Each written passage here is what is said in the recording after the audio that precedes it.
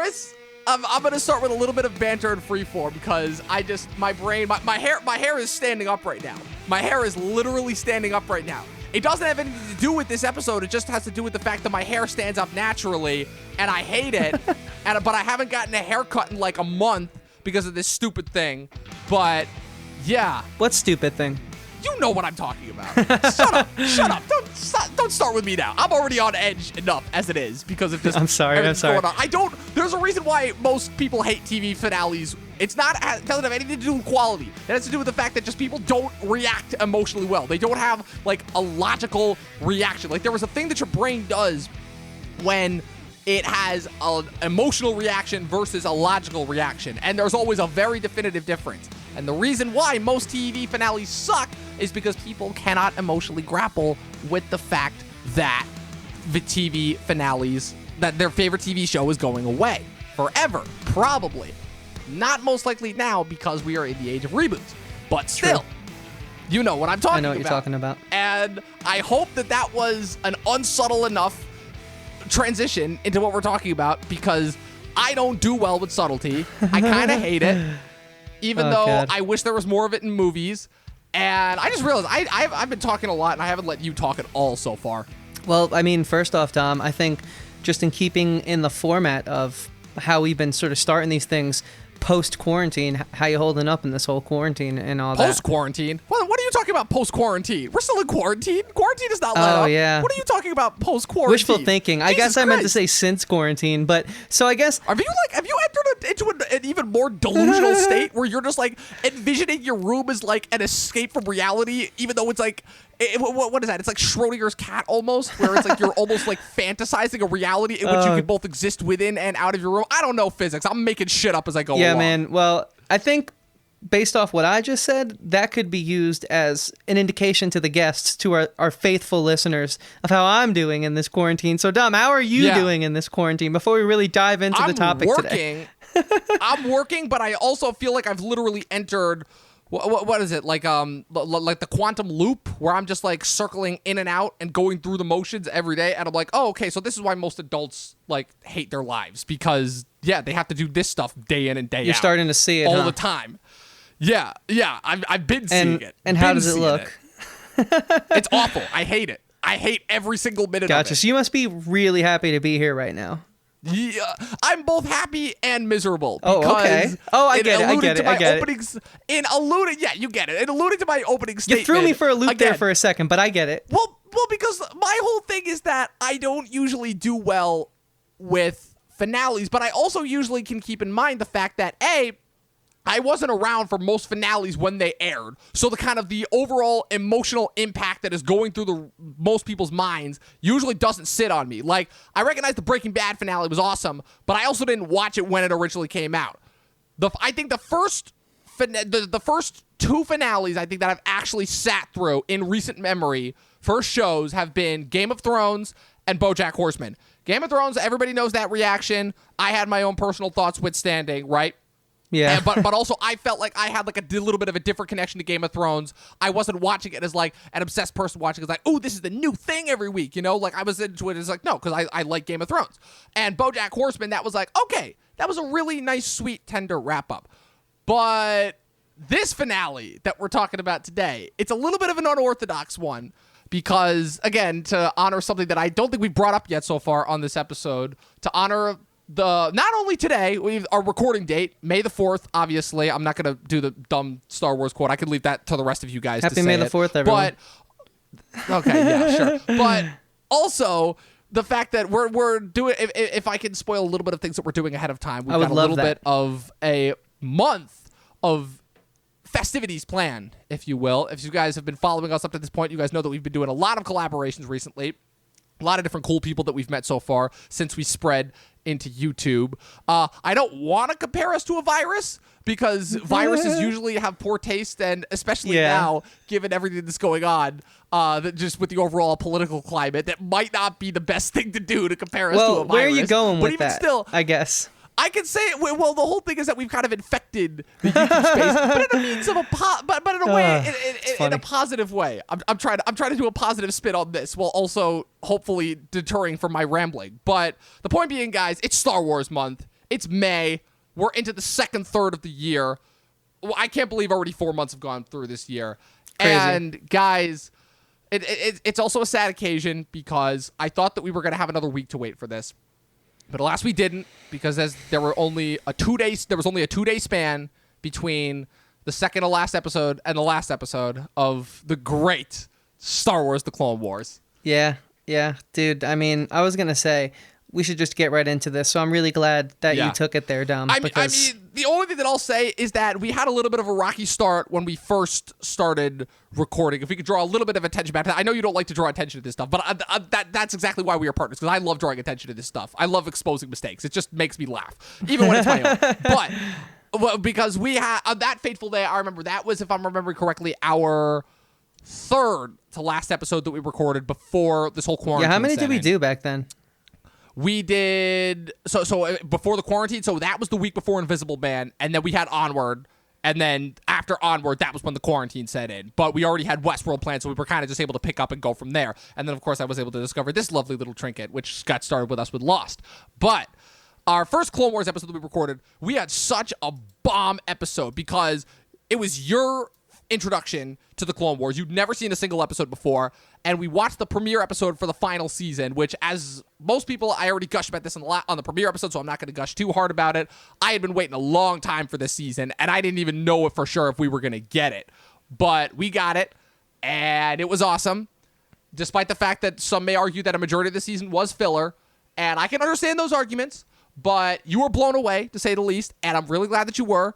To say the least. And what were your exact words, would you say, when you were talking about the Clone Wars specifically, in terms of your relationship to Star Wars? Yeah, I mean, it brought back my love for Star Wars. It re-sparked everything that I knew to be amazing and awesome about a franchise that, quite frankly, was dying by the hands of Disney. So, to put it lightly. And to put it lightly, yes, yes, Chris, you brought back your anti-Disney rhetoric. I was missing that. I was worried that the MCU would turn you for a minute, and I'm like, no, Chris, we need that hater of everything back on our side. It was never not there. I was just trying to be a little more open-minded, and I tried. Let's put it that way. I tried. Okay. We'll save it for our Marvel episode in a few weeks. Hey, I tried. Yeah, definitely, and I'm looking forward to that, but without spoiling anything too bad. So, guys, for all of you who live under a rock or have no idea of anything that's going on. Hey, if anything, I actually am kind of jealous of you people, because people probably don't even realize that there's a virus going on right now. But wow. which could go either one of two ways here. But that being said, so today, the day of a recording, May the 4th, was the long-awaited series, not just season, series finale for Star Wars: The Clone Wars, entitled Victory and Death.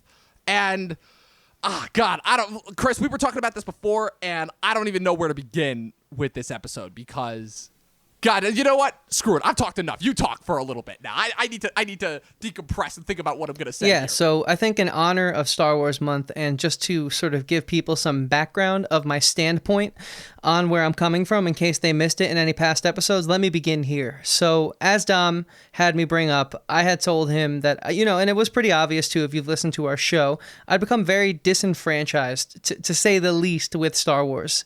I think that this Skywalker saga is a very poor excuse for a saga at best. Just go back and look at our review of the most recent Star Wars film with our friend Pat. Like, we ripped that film apart. I'm happy you still consider that a Star Wars movie. That's like not a Star Wars movie to me. That's just a movie. That's not even a movie. Listen, I totally understand where you're coming from. It's in the canon for what that's worth at this point. They really took the canon that I thought was so brilliant, so beautiful, so filled with lore and richness and detail, and they just completely just gutted it and just poured it all over the 40 plus years that Lucas and the creative team of the past had put their heart and soul into. So I was a little hesitant, and this is why I bring this up, Dom. I was a little hesitant going into watching Star Wars: The Clone Wars. I mean, I remember I had watched a few episodes back in the day, and it was cool. It was something to put on, though. It never really sucked me in, and I think that's twofold. My appreciation for animation has grown since I started film school in 2016. Also, I just, Star Wars were movies to me that were these epic, 2-hour films with these plot twists and these never before seen visuals and sounds and just these groundbreaking films. And so I was like, how can you cram the perfection that I had known from those first movies into a 24-minute episode. I didn't think it was possible.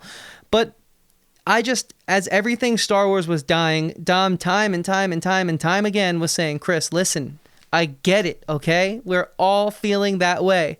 You're not the only one who loves Star Wars. That's apparent. I mean, everyone has a Star Wars shirt. I mean, I'm wearing one right now, you know? But he's like, you gotta give this little show called The Clone Wars a chance. And I was like, fuck it. Like, what do I have to lose? At the very least, it's just 20-minute episodes. It's not going to take too much time away. So I gave it a shot. And boy, oh boy, did it restore my faith in Star Wars. I'm playing the video games again. I'm reading the comics again. I'm actually just picked up this Obi-Wan book that's really highly rated. I forget who the author is, but I have it in my closet. It's been sitting there collecting dust because I got it when The Force Awakens came out. It was a very popular, extended universe text that I just never read because I was like, oh, that movie doesn't make me want to read this book I just bought that I was hyped to buy because I was hyped for the film because that's how bad it was. It crushed it. But now it's back in full swing. And that's because of a little show called Star Wars The Clone Wars. So, Dom, I hope that was a good enough token for you to take over because I just needed them to know that based off everything I'm going to say. This is why I'm going to be as passionate. Spoiler alert. I'm going to be as passionate as I'm going to be in this episode. It helped. It definitely helped. But, God, I was mentally prepping myself. I'm like, I know this is why nobody likes TV show finales. They are always awful. Because if they suck, they suck. And they make you feel like you wasted your time devoting years of your life to the show. And if they're great, they usually go out on a really heart-throbbing and emotional note that makes you cry and sad and want the show to come back.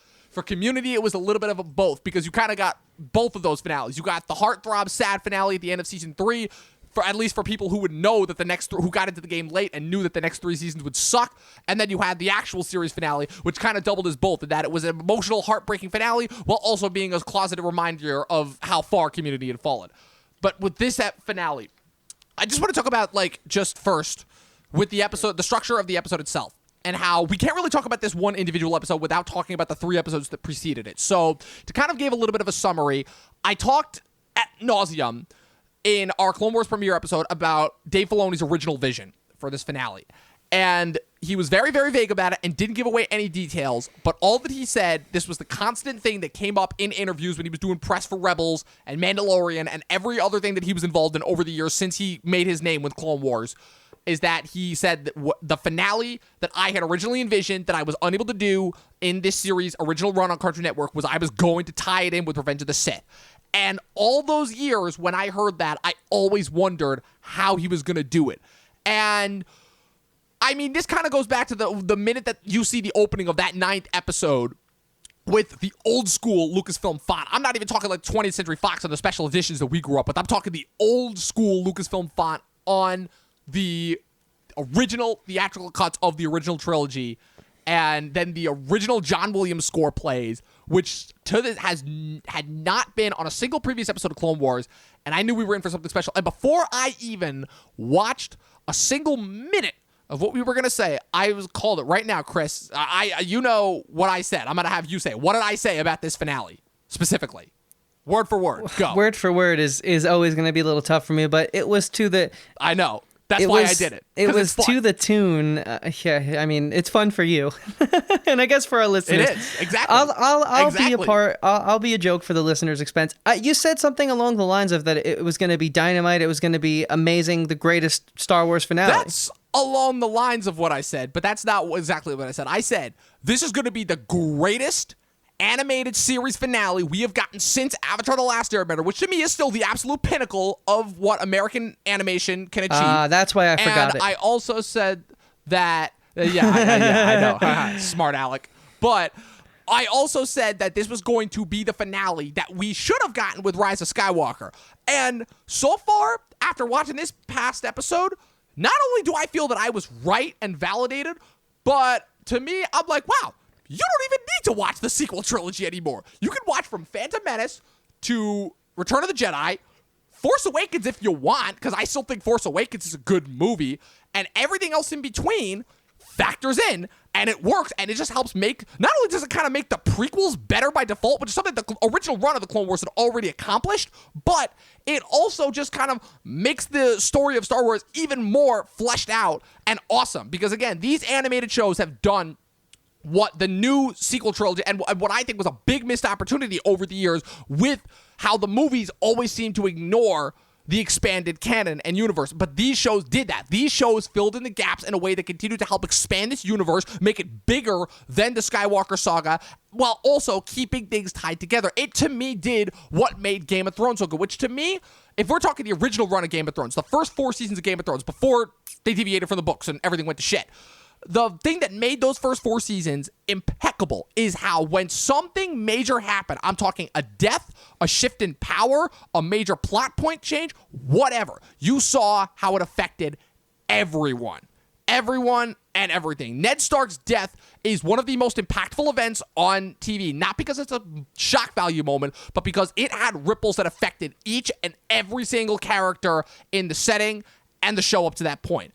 And that, to me, is exactly what not only this show, but almost every kind of piece of other kind of filler that wasn't in the movies for Star Wars has done. And it was all solidified within these last 4 episodes. Yeah, I couldn't agree more with that. One thing I think is this show does that in a fraction of the time that they get to the Ned Stark death in Game of Thrones. This show ties in 3 films that arguably have their issues. I love those films. I can see past the faults of those films, but it kind of makes you hate Hayden Christensen a lot less. It kind of makes you forgive... Not Christensen. I still don't blame Christensen. I still blame Lucas for that, but I see where you're coming from. It kind of makes you just forgive a lot of that and see it as... Oh, okay. So this is what happens when, George doesn't have like a little extra hand to help him, because he is brilliant, but he needs a Filoni in there, So Dom, I mean, how do you want to take this? Because I think there are the first 8 episodes, which are rightfully great and amazing, but that is also traditional Clone Wars. That's not what we're talking about here. Like, those are traditional Clone Wars. If you watch the show up to this point, you kind of know what you're going to get. We kind of oozed a lot about the Bad Batch and how cool they were in our premiere episode. So let's leave those episodes to the side. I want to start by just diving in. I want to break down exactly why these last 4 episodes were so special and impactful, and why they kind of tie everything together, and kind of in order to back up our point. So if we've established our thesis of our podcast, and now this is the body paragraph. Yeah, that's right. I'm bringing it back to high school English. Get used to it. You're here to learn. But so it starts off, obviously. Now, remind me again, you have not caught up through the entirety of the run of the series, right? I'm about halfway through season 2. So okay, yeah. So you're not even close to the plot points that are going to affect what I'm about to say. So yeah. So it picks up episode 9. It's some giant battle. Oh, I'm just camera features, man. You do your thing. We got a switcher going, dude. Okay. All right. Okay. I didn't realize that. I'm like, it sounded like you were going to say something really important. So I figured, hey, he gets a full screen. No. Come on. No, get back on the screen. Get back on the screen. Come on. This is both of us. This is not how we do this yet. Come on. Get back on the screen. I talk, you react, you talk, I react. This is how that works. So we pick up, Ahsoka Tano has been recruited by Bo-Katan in order to help appeal to the Jedi, Obi-Wan and Anakin, in order to attempt to oust Darth Maul, who has come back into the fray after disappearing at the end of Season 5. This is where, again, this subject matter is a little bit tricky because, again, this is dealing with things that you have not seen, but without spoiling anything, the whole thing is that at the end of Season 5, dealt with 2 major events that would affect and impact 2 of our major Clone Wars characters, that being Darth Maul and Ahsoka Tano, because at the end of Season 5, Darth Maul is captured by Darth Sidious and imprisoned, and Ahsoka Tano is framed for a bombing against the Jedi Order, is cleared successfully of all charges, but walks away from the Jedi Order. So, as a result, this kind of sets those characters on their own trajectories. Again, you read the Darth Maul, son of Dathomir arc, so you're at least, the very least, familiar with what happens after Maul is captured by Sidious, the whole thing with the Mandalorians and everything that happens there. She got framed for it, but did she actually do it and just get away with it? Okay, no, that's what I figured, and that would make sense, but okay. In no way was she familiar, no. And it was, again, I don't want to actually spoil it, because to me, it's arguably one of the most compelling arcs on the original run of the Clone Wars. And the fact of, again, if they had just left it off there, that would have been a compelling enough finale just for the original Cartoon Network run. Right. But so, we get into it. Ahsoka Tano is recruited by Bo-Katan who is the sister of Duchess Satine, who, again, that also alludes to season 5 of Clone Wars. Again, we're not here to reminisce about the past. The point being is that they want help because Darth Maul has installed a puppet ruler on Mandalore, and Bo-Katan wants, and now that Death Watch has been completely dissolved, wants the Jedi's help in order to get involved in Mandalore, and so that they can take back their planet. The problem, it's twofold problem. One, if the Jedi were to launch a full invasion of and the Republic were to launch a full invasion of Mandalore, that would break ancient treaties that go all the way back to the time of like the ancient Jedi Sith War with the Mandalorians, because the whole thing is that the Mandalorians, back when they were like this proud race before they basically became like low-down bounty hunters like we saw in the Mandalorian, basically they literally sided with the Sith because they thought of the Jedi as imperialists. So this would break contracts to go back that far.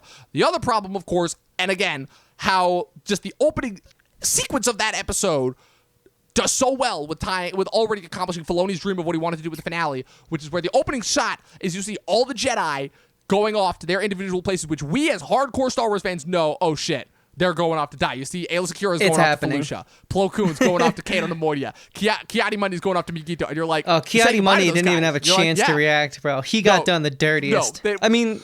But actually, he Aayla Secura kind of did, actually. Yeah. Semantics. Yeah. No, I would say Aayla Secura was the one who didn't have a chance to react. Yeah. Mundi at least had a chance to defend himself. But again, we're not here to talk about Sorry, that. I get carried away.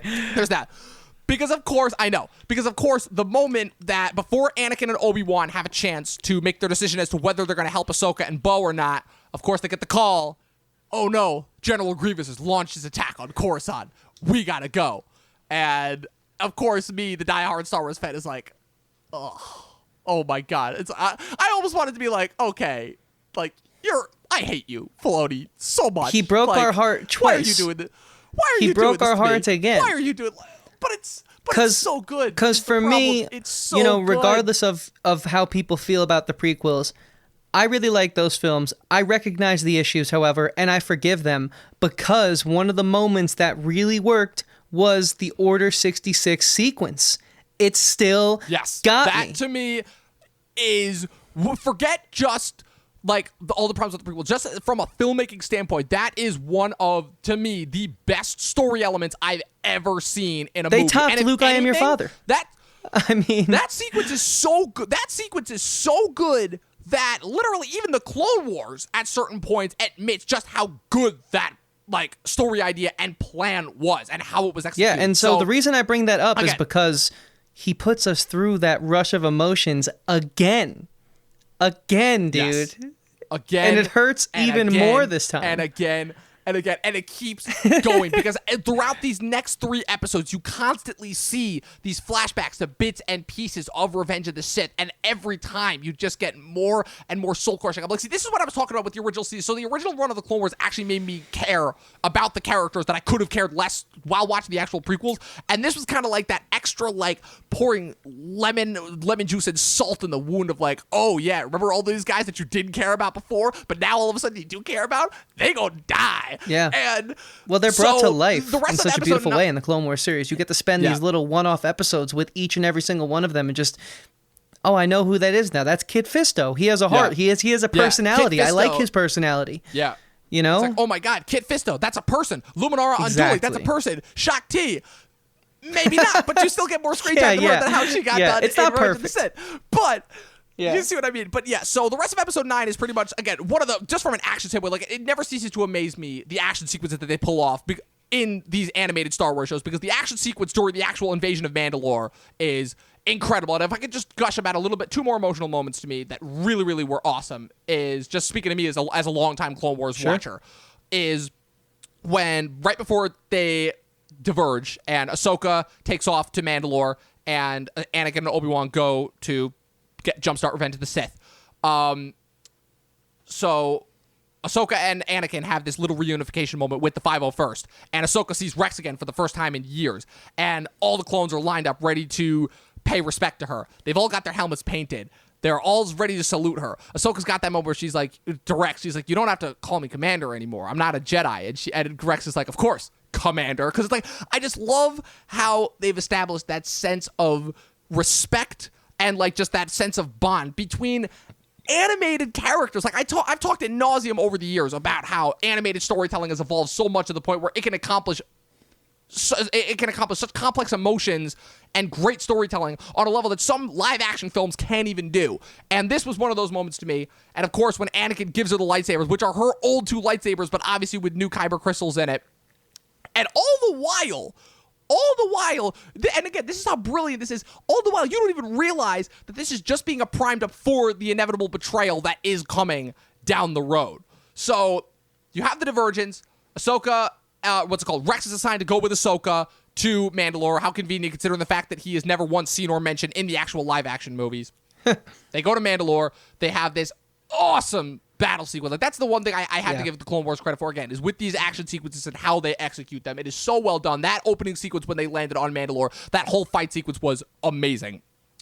They meet up with Darth Maul, and this leads us into episode 10, which is kind of where everything is revealed, but from the opposite end. And episode 10, obviously, again, is more so just a continuation of episode 9. Again, more so interspersing little pieces. But episode 10 also has those great moments where, poking back to Revenge of the Sith, where once they land on Mandalore, Ahsoka has that, hologram conversation with Obi-Wan, where he reveals, obviously, everything that Anakin did on Grievous' ship, killing Dooku and everything, and now how he's been assigned to go to Utapar to track Grievous, and that Anakin has been assigned to watch the Chancellor because they don't trust him, and obviously they mentioned Sidious because Maul's already been, so, again, I've been talking a lot.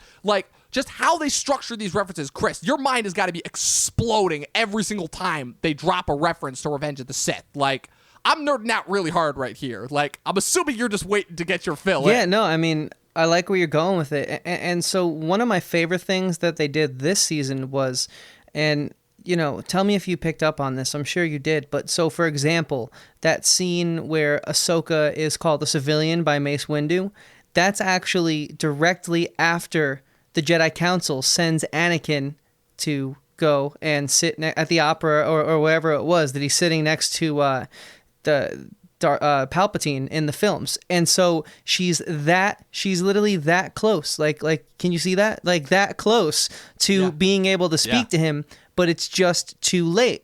And I love how they write around that scene. And so what they do is, and I don't even know if it's, because I wonder if George Lucas is attached to this, and he did write it with Filoni, and so I wonder if George is like, dude, we gotta make people appreciate those movies. But they write around that scene. They give it a pre and an end. The ending part where Yoda stays on the call a little longer and speaks to he calls her Padawan out of respect, first of all, which was just, I love that moment. If there's one thing we know about Yoda, is that he is respectful to the end. He tries to see the good in everyone, and that scene was just. Him just saying Padawan was just so brilliant to the character. That's the thing that Clone Wars gets right, is they're true to the characters. But back to my original point, she had a second chance there to tell Yoda what Maul had told her, that, Palpatine was grooming Skywalker to be his apprentice. But she doesn't do it, and so, it just adds. I'm curious to go back and rewatch Revenge of the Sith, because I know the events that happen in the Clone Wars are going to go off, and it's going to make it even more crazier than, like we said, Order 66 already was. But just their way to do something that I would deem risky, and this is really why I bring it up. I think it's risky to write around a scene that is set in stone from a film. You're really playing with some big stakes there in an animated show, to take a scene with, Samuel Jackson and, Ewan McGregor and all this amazing talent. Because if there's one thing the prequels got right, I think it was the casting, in my opinion. And so to write around that and use that to further propel this into the climax, into the finale, is so, for lack of a better word, ballsy to me. And the fact that they stick the landing is just so impressive. You know what I'm trying to say? Well, I know exactly what you're trying to say. And I'll actually do you one better, which is where, so that scene that you're actually talking about, the scene from episode... The penultimate episode. 11 or... Mm-hmm. Yeah, well, episode 11, right before Order 66 goes down. So I'll actually do one better. That actually wasn't where... that wasn't where where Anakin met up with Palpatine at the opera and he told him the story of Darth Plagueis the Wise. That was right after Obi-Wan kills Grievous on Utapar. And that's when Mace tells Anakin to go inform the Chancellor of Grievous's defeat, which is when Palpatine reveals himself as Darth Sidious to Anakin. Oh, okay, so okay.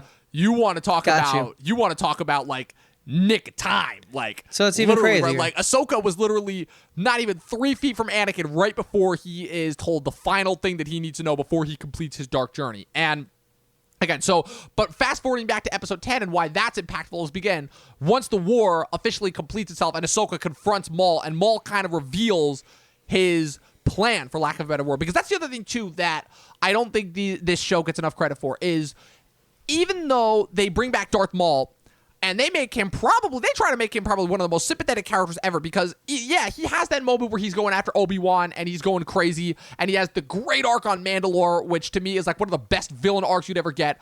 But you almost kind of do feel bad for him, because again, at the end of the day, he was still a pawn, nothing but a pawn, the same way Dooku was in Sidious's quest to recruit Anakin. And when he served his purpose, he was cast out. He clung on to life because he's a survivor, first and foremost. And again, it factors into what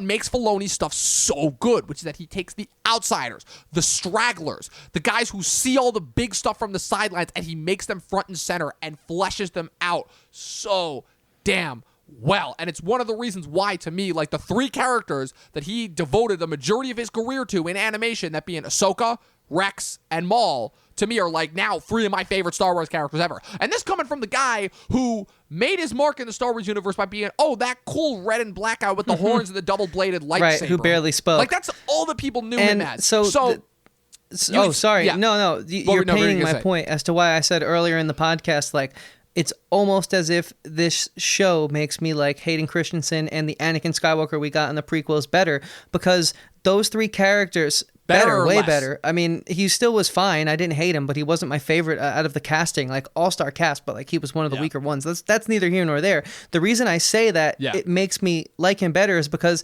it gives you more of an understanding of his frustration with the Jedi Council.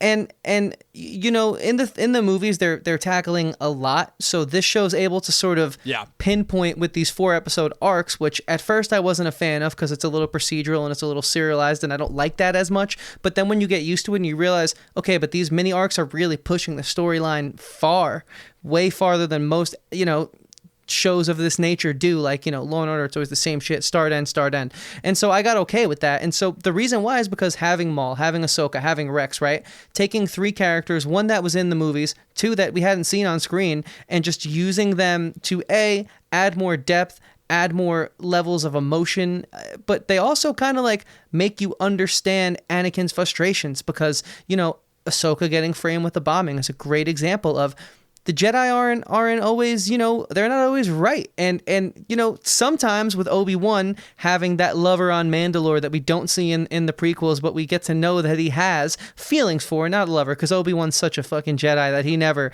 strays fully, but he slips for a minute. And so the reason I like these characters, and the reason why I say they make Hayden Christensen stronger and Anakin Skywalker stronger, is because they show what he, I think, was trying to say but didn't quite accomplish in the prequels, is that it's not all black and white. And the reason this happened to the Jedi is because they're only able to see right or wrong. They weren't able to weigh the options. Like, you need to be able to realize that, like, you're dealing with human emotions. Not everything is the Force. Yes, the Force is powerful, but you can't get sucked up in it. And that's what I think those 3 characters do a great job of, and that's why I say that they enhance the characters we met in the prequels. To me, it solves 2 giant problems that I had. Well, actually, no, sorry, 1 giant problem. One is the fact of, again, which is where, if looking at just from the movie standpoint and from a logistics standpoint, again, if you're just looking from a logistics, like, solid frame of mind, it's the idea of how did the Jedi, in all of their power and knowledge of the Force and everything, not detect that the leader of the Senate was the evil Sith Lord that they were trying to find the whole time. And this show basically answered that question, which is where, he was so enmeshed in the dark side that they couldn't sense him. And the fact that he literally engineered this conflict, but by the time he was well known, because by that point he was still just like an up-and-coming Senate. Like, the Jedi didn't care. Again, it was they were in their lofty ivory towers, and they could have given, and they had been in that state of power for so long that they didn't care because they didn't feel the need to. Except by the time the Sith did start to make their re-entrance into the Jedi's lives, starting with the Phantom Menace, it was already too little too late by that point. Because I think by the time that Qui-Gon and Obi-Wan fought Maul on Naboo, it had been like over, like, well, again, you might have to correct me on this, you probably know the prequels better than me, but I think it had been like close to like 100, 200 years since like the last major conflict with the Sith. I think it's like up until that point, it had just been rumors. I believe it's like 300 to 400, but to even further alliterate something that, ridiculous like that. Yeah, something ridiculous. So, but that was why, like, that kind of complaint, complacency. I never really... Complacency broke their time of peace. But, right, exactly. But it never bothered me where it's like, okay, well, again, if you're that complacent, think about it. If you're in a job and you're in a super high up position and everything's running smoothly for so long, obviously, if something comes along that's going to start to undo that fabric, you're not going to know how to react well to it. That's exactly what happened. But it also, again, brings up, again, a point that a lot of people had a decent problem with because of how it was executed, but for me, it was one of the best elements of The Last Jedi, which is where Luke is literally sitting there saying, yeah, if the Jedi are so great, then how come at the height of their power, they were taken down by Darth Sidious? And I'm like, you're speaking facts. You're speaking the facts that the fans have been saying for 30 years now. And again, that's why I don't want to discount The Last Jedi entirely, because The Last Jedi, for a bit, taking it from that perspective, a big budget Star Wars movie, which we know and we have mocked relentlessly for playing it safe and not taking the risky advantages that we like from our stories like that. And that movie is, at the very least with that storyline, asking the questions that we as fans have been asking for years now.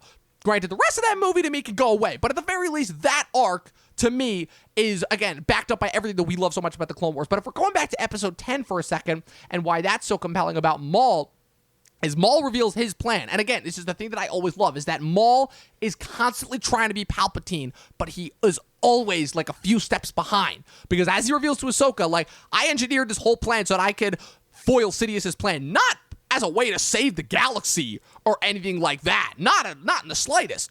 But only because he wants to become the next power and overthrow Sidious and take power for himself. Continue the fact of, like, yeah, we could dip into all these moral gray areas, but at the end of the day, I'm a Sith, and this is what I'm going to do because this is what we do. Yep. And yeah, and he's like, yeah, I wanted to do this just as an F you to Sidious for making my life miserable. And from that sense, I can't necessarily blame him, but it's the minute that he reveals,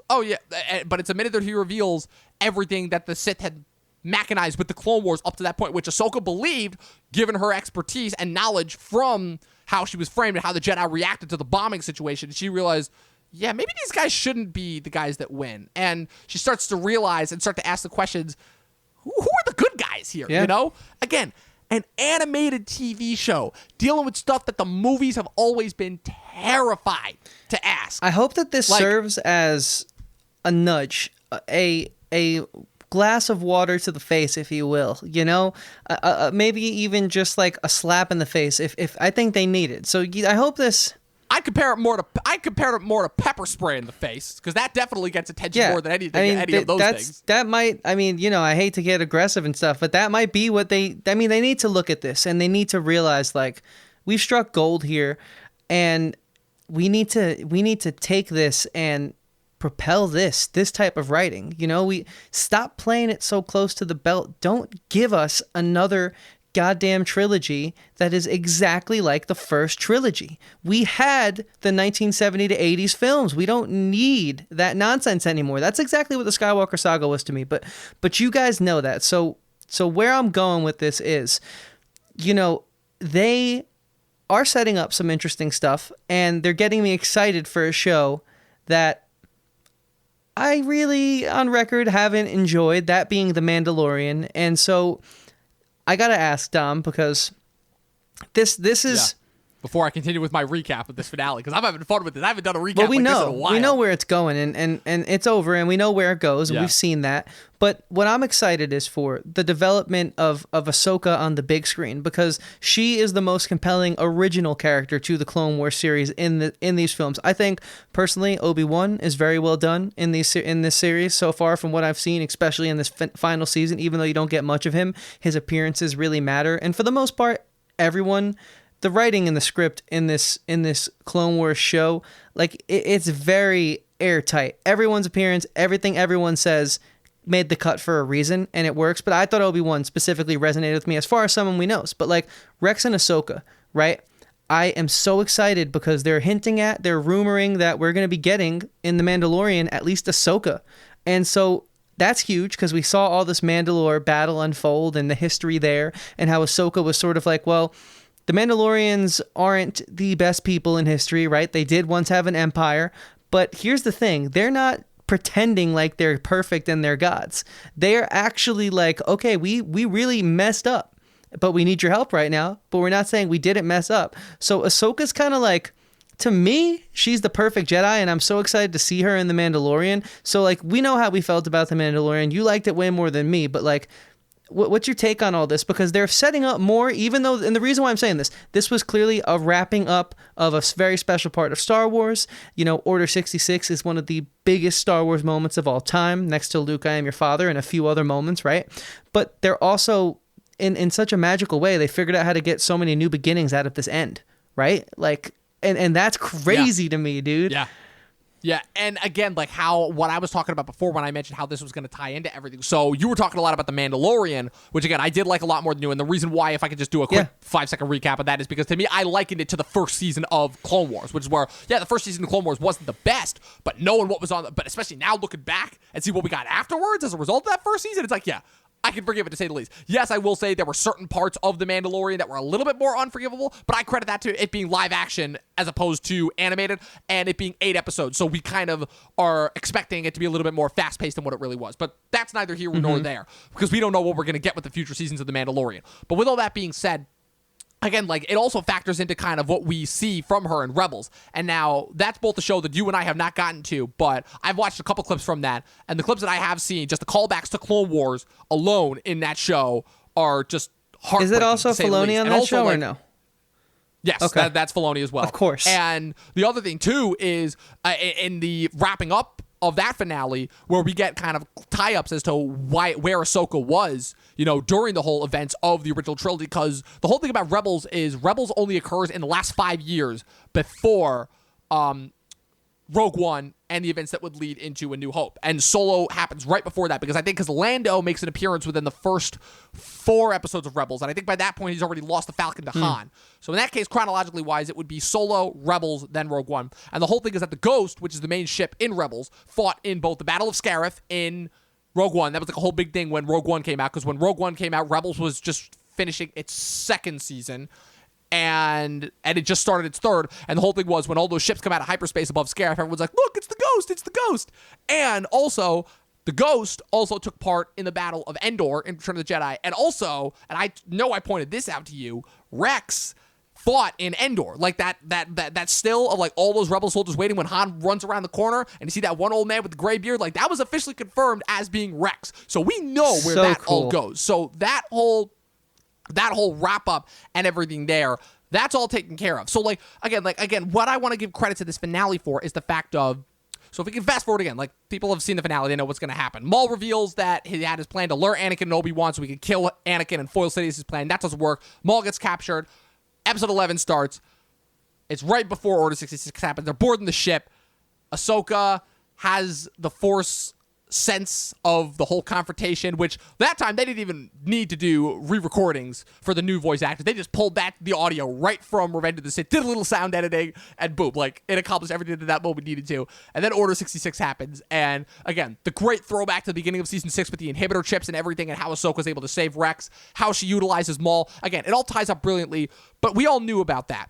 And that episode, as great as it was, still played out pretty much exactly how I expected. So the thing with this last episode, if we can finally bring it back, 43 minutes into this recording, and now we're actually talking about the finale, is what I wanted getting out of this. Is I'm like, okay, how are they going to wrap up the last 3 characters who, for the most part, we didn't know how they were going to get wrapped up, that being Ahsoka, Rex, and Maul, so that they can all get set up to where they will eventually come back in Rebels, and how their fates will eventually get tied up through the rest of that existing canon. And to me, at least, I got that. And I can understand how a few people, and again, this is only the first day that this episode is dropped. And so I feel like it should be a testament already to how spoiled we are as people, the fact that we can make this commentary not even 24 hours after the episode is dropped about our thoughts and feelings on it and whether it's going to stand the test of time or not. But yeah, the whole thing is that I can understand, because I was actually having a conversation with another friend of mine about this earlier today. I can understand how people might have a problem with the fact of, okay, this wasn't like a grand scale finale. Because if you think about it, just for this episode alone, it really is very small scale. I think there's only like 2 locations in this entire episode. It's just following Ahsoka and Rex and those 3 little astromech droids as they're trying to escape from the ship. And like with a few cut-tos to Maul, as Maul continues to just operate as an agent of chaos. Yeah, and can I just... Again... It's it's probably one of the most small scale finales I've ever seen, but it completely works for me for everything that it's. Let me trying pick to something out accomplish. of that, right? Those 3 little droids, never have I gotten so attached to throwaway characters in my life. That's just the magic of this show. And another thing you said, like Rex, right? He's the old man with the gray beard on Endor. This show takes everything that 12-year-old me, who was in love with Star Wars, was like, well, what if this happens? And what if this happens? Like, we get that. That's what I have been saying lately. I've been using the sandbox analogy, if you've listened to a few of our episodes. We have this amazing sandbox to play in, but all the major motion pictures of Star Wars keep playing it safe. But not this. Not this. We get to see how the clones, yes, they were, bred to be soldiers. They were manufactured, but they were manufactured with a heart. They were manufactured with a brain, with a pulse. The droids, obviously, they didn't have that. And so it's so amazing to see that, some of their chips malfunctioned, some of them got freed by Jedi, like Rex. We know Rex isn't the only one, but he's the most important one. He's the one that we got to know. And so, the humanity and the way that they bring that out in every character, even Maul, even Anakin, right? That last scene you had told me that was so emotional to you, you almost teared up. And you know what? I'm right there with you. Yeah. Because even though we've seen Anakin has fallen, he still leaves the shrine to Ahsoka be. He doesn't go crazy and slash it and destroy it, and he walks away and he lets it be. And to me, you didn't get much from that scene from him, but I think the fact that you didn't get much shows that there's still somewhere in him that he feels for his old Padawan. And we're talking about this deep of a spiritual level of a connection for an animated show. And it's because it works at such a high level that it's not a shame that it's animation, because it's beautifully done. It's incredible. Yeah. The action is so gripping, but God damn it, man. This is the Star Wars we need from top tier actors being cast in future Star Wars. Because Yeah. this is level show of don't tell storytelling. at its finest, this finale. Because you're right, it wasn't the most exciting thing. It was great, though. Well, not exciting, just not the most expensive. Right. And I agree with that. There was obviously a lot of great moments. It was more of a wrap-up. The penultimate episode was your bang, your flash. Pretty much this whole arc really was. So we needed one of the more chill episodes, one of the more dialogue-heavy episodes, but never a dull moment. That's where I'm going with this. It's almost hard to talk about it because it's just I watched it hours ago, but it's still just wow. I am in love with Star Wars about it all again. day. Could you believe it, Dom? It's 2020. Can you believe it?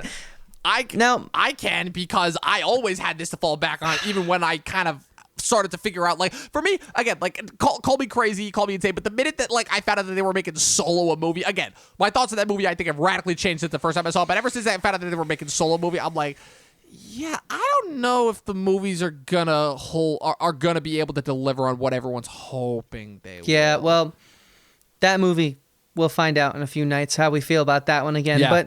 But, I mean, I could go on and on and on for hours, but the one thing I think I got out of this is, as corny as it is, it's hope for the future. I really hope Filoni gets, attached to a major motion picture. I hope he's a part of the new series. And I like this crew, this creative team. They know what they're doing, man. They really do. They really freaking do. Yeah, and Jeez. I just wanted to point out the irony of that statement is that this finale, which arguably might be one of the most depressing finales ever. Again, talking about an animated kids TV show, and this is one of the most depressing series finales ever put to screen, and you're saying how this gives you hope for the future. I just wanted to point out the irony in that statement. I see there. it. I know what you mean, but it's just I should be able to go to a Star Wars comic for more amazing escapism in the realm of in the form of Star Wars. I should be able to do that for Star Wars for more escapism in the shape of a video game. I shouldn't have to go to it for my only form of amazing Star Wars, which is what it was for years until this little show called The Clone Wars came along. So I really hope someone's taking notes. If that could be my one ledger line, my one point that I'm trying to make in this episode is I hope someone's taking notes. Because...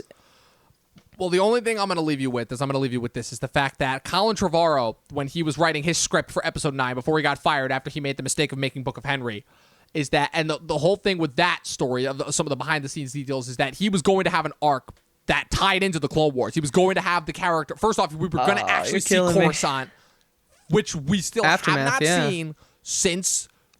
We were going to see Coruscant and kind of how the New Order had been established and ruling from there. We were actually going to get an explanation as to like how we basically got this second empire after the original empire. We were going to get explanations to all that. Not only that, but Palpatine didn't appear in the movie, only as a hologram. Like, it was Kylo Ren following a holocron message left behind by Palpatine. Not only that, but there was going to be an arc that tied into the Mortis storyline, which you have not gotten to yet, but you will understand when you get to that in Season 3. And Bob Iger, Big Bob himself, stepped in and told him to step away from some of the more hokier elements because he figured that regular people wouldn't be able to get invested in it, and that would take away from what they loved about Star Wars. And that just made me like, I'm like, okay, I'm trying to keep my Disney bashing down to a minimum, but Jesus Christ, the fact that you just told me that makes me hate Disney all over again. I'm speaking about this as a fan, not a business. I understand it from a business sense, but I'm also of the opinion where it's like, Jesus, wow. Well, like, the minute that happened, I'm like, wow, we were never going to get anything. And I think this was even before The Last Jedi was released in theaters. I'm like, wow, so we were never going to get anything cool with this new trilogy. Awesome. So, with all that being said, Chris, if I just wanted to talk about one more thing. Again, you mentioned the Darth Vader moment, and I just wanted to talk about that briefly because, again, we're running short on time here a little bit. But the moment where, again, the first time where we see Vader on screen in that closing shot, and I don't know how many years afterwards it's been, but it's been obviously a decent amount of years. I thought that they were going to do a reference to Force Awakens because they never mentioned that planet that they crash landed on with the cruiser. And so I thought that was going to be like, I'm like, oh, wait, is that Jakku? Like, are they doing that? Okay, I thought I was a little bit confused and I was really weirded out. I'm like, okay, is that what they're going to do here? But no, there's the no speaking in those last couple of minutes. Just Ahsoka looking at the shrine of all those fallen soldiers because, again, this is part of the brilliance of why this show is so good, is that even though these clones literally just betrayed her like a few hours earlier and were ready to kill her, she understood that it was not their fault and that they were being manipulated. Again, it taps into the things that the prequels were so heavily lacking, which is the humanity of it all. And yeah, and then when Vader leans down, literally no joke, for as hollow and emotionally manipulative as that ending of Rise of Skywalker was, when Rey visits the Skywalker compound and buries the Skywalker lightsaber, and then you have that dumb moment with that woman, and it's just like, I'm Rey Skywalker. This, to me, was that moment where Vader walks out, and I'm pretty sure they were using the Rebel-style animation. I couldn't tell. I have to go back and rewatch that scene, but I'm pretty sure that was Rebel-style animation, because when you start watching Rebels, you'll notice there's a significant difference. It was the Ahsoka Rebel-style animation. It was. I noticed that. I'm pretty sure it was the Rebel-style animation, but when Vader walks up and he sees the helmets, and he picks up Ahsoka's lightsaber, which he leaves there, and then he looks up, and there's that bird flying around. That itself is a reference to something that happens with Ahsoka when she confronts Vader again in Clone Wars. So this moment might have happened after their confrontation not in Clone Wars, in Rebels. That led me to believe that final scene happened after their confrontation in Rebels, which puts that years later. And I was just like, what? God damn it, this is perfect. This is perfect. And then, like, the close-up on the clone helmet signifying the end of that era of Star Wars, I was like, you're killing me. I can't do this. You're killing me. Yeah, this is unbelievable. This is so good. So this has been Nerding Out with Dom and Chris. I understand that we probably didn't get as analytical as we should have been, but I don't care. This was How great. can you? You can't critique something you can't say anything negative about something that's perfect. When it's, because, like you said, it really three is. films. This was a perfect 3 films didn't give finale. me as much depth, as much emotional attachment, as much humanity as we've both been saying throughout this pod that 4 24-minute episodes gave me. And like I said, I had nothing against the casting of the prequels. They all still did great in their roles for the most part. But still, this just nailed it. I really hope Filoni can just keep doing right by the Star Wars brand. And like I said, when we hit this Clone Wars episode, the first one a few weeks back, the episode 1 of this 7th season, before this nightmare quarantine began. True. I mean, great Star Wars is still happening. It's just on the small screen, and let's hope that we all can be loud enough to get it back to the big screen. Seriously. And also, I don't know, did you see the news about Taika being announced to direct the next Star Wars movie? I like it's going to be? I didn't see that. That gives me hope. Yeah. That gives me hope. Yeah. Yeah, because because you and I both talked about we loved the last 2 episodes of The Mandalorian. For as much as you were starting to get annoyed by some of those filler episodes, I was even starting to admit I was getting annoyed by those filler episodes. Those last 2 episodes, specifically that finale, which Taika to me did an awesome job directing because he basically just made himself the hero of the whole show. Well, that finale is like top 5 Star Wars in my opinion. It's just there's a lot of fat on The Mandalorian, whereas if you look at Clone Wars, even though the Bad Batch arc, lean. Even though the Ahsoka arc, those were both needed to get you in the mood, to get the context and the tone. They weren't like the most amazing parts of it, but there was no fat there that needed to be trimmed. It still all mattered. It still all contributed to why I feel this way about the finale. So with that being said, do you want to jump into the conclusions here? Give our little final statements? Or? Yeah, I'll do my conclusion real quick because we're already running over time. But yeah, this was without a doubt. Again, there's so few times. Again, I hate to quote Ian Malcolm for Jurassic Park, but there are a lot of times where I'm like, I hate being right because so many of the times I'm right about something negative that happens with a movie, and I hate it because I'm like, no, I don't want to constantly be proven wrong. I don't want to be constantly proven that Hollywood is out of ideas and is just going back to the same shticks and tropes to rely on over and over again for their movies. I want to be proven wrong, and most of the time I'm not. But I think, Chris, this is the first time in history, in my personal history, where I was completely right about something and I could not have been happier. This was everything that I wanted from the Clone Wars series finale. This was the perfect wrap-up for that journey that I started when I was 12 years old watching the show with my brothers, and it was every bit as gut-wrenching, as emotionally fulfilling, and as just yet another example of the fact of when it comes to Filoni and Star Wars, like, you're getting gold when you get it. And yeah, if anything, it makes me even more excited to finally watch Rebels. Like, because I kept meaning to start Rebels, but I never got a chance to. And I'm like, you know what? I'm going to hold off until I finish Clone Wars. And I finished Clone Wars the first time, and I wasn't quite ready for it. And then I found out that the new season was coming out, and I'm like, crap, now I got to wait like another year until this thing comes out to start Rebels. But man, I am glad that I waited because this was a perfect finale. This is... You know what? Screw it. This is a 5-star episode for me. Yeah, I said it. This is a 5-star episode. I loved this 4-part finale so much. I stand by it. Greatest animated finale since. Is it a 5-star season? No, not a 5-star season. 5-star finale. I would say this season overall is closer to a 4.5, but a 5-star finale. Okay, no, I hear you on that. So yeah, I'm not going to say much here that I haven't already said, but I think I need to re-say it just so you guys really know the scope of how I feel about this thing. And that's, like we said, these characters felt more alive than all the performances we saw in the prequels. And I've said it ad nauseum on this episode. Those were not bad performances.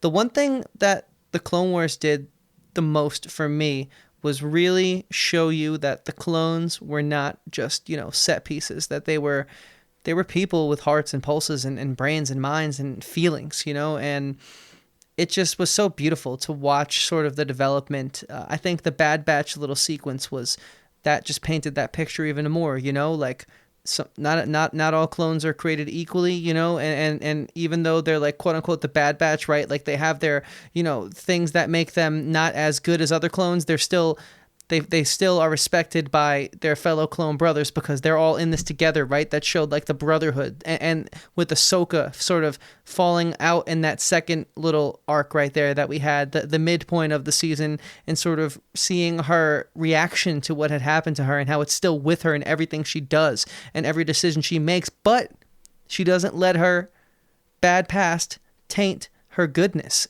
It's just... how were they able to pull on all of my heartstrings so much, dude? And we already spoke about the finale 4 episodes ad nauseum.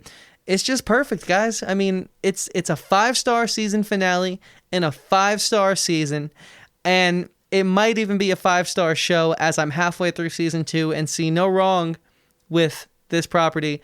The only thing that scares me about this property is the fact that it's owned by Disney, and I'm just glad they didn't fuck it up, but I think it's because they made this before they got bought out by Disney. And I think they have a real chance to fuck up The Mandalorian, but that's why I'm begging you guys to see what you have here and how it's making people feel and react.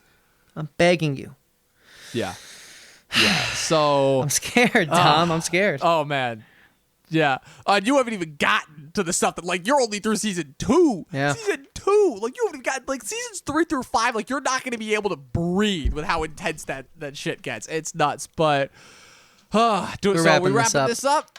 Am I doing my thing? All right, screw it. So, guys, we're the Talkin TV podcast. I'm Dom. That's Chris. We have a podcast. It's called Talkin TV. I know I said it. I don't care, but I'm going to keep repeating it because repetition installs it in your brain. Talkin TV. There, I did it again. We have a podcast where we are both on Anchor, which is a free distribution service that goes out to, count it down with me, Chris, Spotify, Apple Podcasts, Radio Public, Stitcher, Google Podcasts, Pocket Casts, not SoundCloud. And we're also on YouTube, as you can see, now that you're getting us in this glorious video format. You can listen to both. I would prefer if you listen to both, but if you do just want to listen to one, if you go to YouTube, make sure you click the like and the subscribe button and leave a comment, because we actually like responding to comments and we would like more actual feedback from you guys. We've been getting a lot of that on Instagram. We'd like to start getting it on YouTube as well. Or if you want to go over to the audio portion, that's cool too. Just make sure you click the listen or the subscribe button or whatever button there is on those services. There are too many different terms for me to actually try to remember. We're also on our social media pages, Facebook, Instagram. Just type in @Talkin, no G, TV podcast. It's really easy. It's all one word. Please, God, go give us a follow. That's true. It'd be really, really appreciated. Chris, where can the good people find you? Where the good people can find me? Well, as you can see right there. Yeah, right there. Camera directions. Camera directions. At Christian Evanko on all social media. That's my Instagram, hence IG. In case you all were wondering, this is the, 2020 we're talking about. You should know that lingo by now. But if you don't, that means Instagram. Go check it out. Go follow me. I have my own personal YouTube. I have another podcast that I do called Talking with Andrew and Chris. And you can find it all if you just find me on Instagram, click the link in my bio. So the easiest way to see all the other things I do outside of this show with Dom is at Instagram, at Twitter, at Facebook, Christian Evanko. Dom, we have a few things coming up on our channel this week, right? Yeah. Yes, we do. Yes, we do. We've got some fun things coming up on this channel. So this episode will be released on Wednesday, the 6th. Words, 2 days from our recording date. But 2 days after that, on the Friday, the 8th, we have our first official watch-along happening on this channel with a bunch of the other people that we've collaborated with, that being Movie Files, Flicks Talk, Brando Critic, bunch of other people. Chris, you'll know the name. We're introducing a new friend as well. His name is A Guy at the Movies, another fellow YouTuber. And I'm very excited to just... Absolutely. We're going to be doing our first watch-along to begin to kick off our month of Star Wars festivities. We're going to be watching the supposedly maligned Solo: A Star Wars Story 2 years after its release, see how that film holds up. Then the week after that, on Saturday the 16th, we've got our next watch-along coming up with our episode on Rogue One, A Star Wars Story. For any of you who have been following us since we started our collaboration, before we actually had the Talkin TV podcast, you'll know that was our first ever podcast episode that we ever had together back in our DCC days, Dutchess dude. Throwing it back. So College. That's what you guys have to look forward to on the horizon. If I may, solo watch along, we'd love for you guys to be there. You can hit the remind button on our YouTube channel right now. You're already here. You're already watching us. And if you're not, go to our Instagram. If you're on an audio platform, hit that link in our bio. It's right there. RSVP to it. That's at 9 p.m. Eastern Standard Time. And then next weekend, like Dom said, our Rogue One watch along, guess what? You can do the same thing. You can RSVP, turn on that little notification bell, get ready for it. Like I said, you're already here on YouTube. Go and do it, because we have another all-star cast, some of the same faces from our solo watch along, a few new ones, and that is at 7 p.m. Eastern Standard Time. We'd love to see you. We'd love to chat with you. We're going to have a little discussion after the film. We're going to be having a blast watching these films during it, and I think you're not going to want to miss this. Absolutely. And so, with all that being said, wait, Chris, what about your own social media profiles, I already shouted them out. Plug. Yeah, I appreciate that. I'm just not listening. That's my fault. I was about to be like, plug yourself, and then I just realized I'm like, oh Dom, wait, that's out. It's time for you to plug yourself. I was about to pull a Troy Barnes there. Watch more fucking movies, people. Happy Star Wars month. We out.